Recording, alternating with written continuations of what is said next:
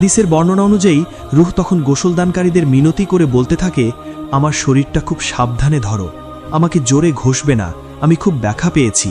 কিন্তু হায়, সেই আর্তনাদ কেউ শুনতে পায় না। অতঃপর গোসল শেষে আপনাকে এখন 3টি সাদা কাপড়ে মোড়ানো হয়েছে। দুনিয়ার সব রঙিন পোশাক আলমারিতেই পড়ে রইল।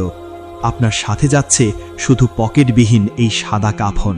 আত্মীয় স্বজন, বন্ধু বান্ধব সবাই মিলে আপনাকে কাঁধে তুলে নিল। শুরু হলো আপনার আসল বাড়ির পথে যাত্রা। যখন মানুষ খাটিয়া কাঁধে নিয়ে দ্রুত হাঁটতে থাকে, তখন রূহ চিৎকার করতে থাকে। যিনি নেককার তিনি আনন্দের আতিশে বলতে থাকেন, আমাকে তাড়াতাড়ি নিয়ে চলো, আমাকে তাড়াতাড়ি নিয়ে চলো, আমার রবের ওয়াদা সত্য, আমাকে আমার গন্তব্যে পৌঁছাতে দেরি করো না। তার কাছে তখন কবর মানে ভয়ের জায়গা নয়, বরং অনন্ত সুখের বিশ্রামাগার। কিন্তু যিনি বদকার তিনি ভয়ে থর থর করে কাঁপতে থাকেন এবং চিৎকার করে বলেন, হায় কপাল, তোমরা আমাকে কোথায় নিয়ে যাচ্ছ? আমাকে ওই অন্ধকার গর্তে নিও না। তার এই ভয়াবহ চিৎকার মানুষ আর জিন ছাড়া পৃথিবীর সব পশু পাখি শুনতে পায়। যদি মানুষ এই আওয়াজ শুনতে পেত তবে তারা ভয়ে বেহুশ হয়ে যেত।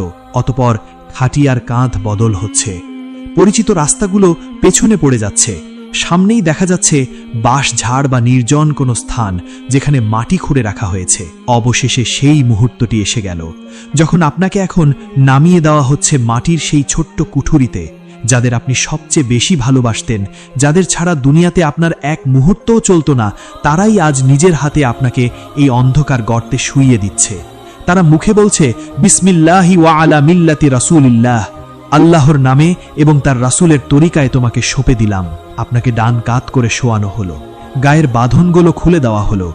এরপর মাথার উপর বাঁশ বা কাঠের তক্তা বসানো শুরু হলো। একটু একটু করে দুনিয়ার শেষ আলোটুকুও নিভে যাচ্ছে। তক্তা বসানো শেষে শুরু হলো মাটি দেওয়া। মিনহা খলাকনাকুম, এই মাটি থেকেই তোমায় সৃষ্টি করেছিলাম। ওয়া ফিহা নুঈদুকুম, এই মাটিতেই তোমায় ফিরিয়ে দিলাম। আপনি শুনতে পাচ্ছেন মাটির ভারী শব্দ, বুকের উপর মাটির চাপ বাড়ছে। কিন্তু একসময় সব শব্দ থেমে গেল। আপনার চারিদিকে শুধুই অন্ধকার, এমন অন্ধকার যেখানে নিজের হাতটাও দেখা যায় না, একেবারেই পিন পতন নীরবতা।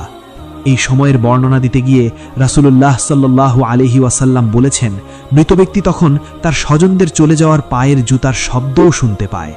আপনি শুনতে পাচ্ছেন আপনার বাবা, ভাই, বন্ধুরা আপনাকে একা ফেলে চলে যাচ্ছে।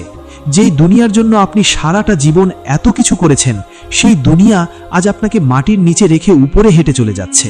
ঠিক তখনই ঘটবে এক অনিবার্য ঘটনা। কবর আপনাকে দুই পাশ থেকে একটা চাপ দেবে। হাদিসে এসেছে, এমন কোনো মানুষ নেই যে কবরের এই চাপ বা আলিঙ্গন থেকে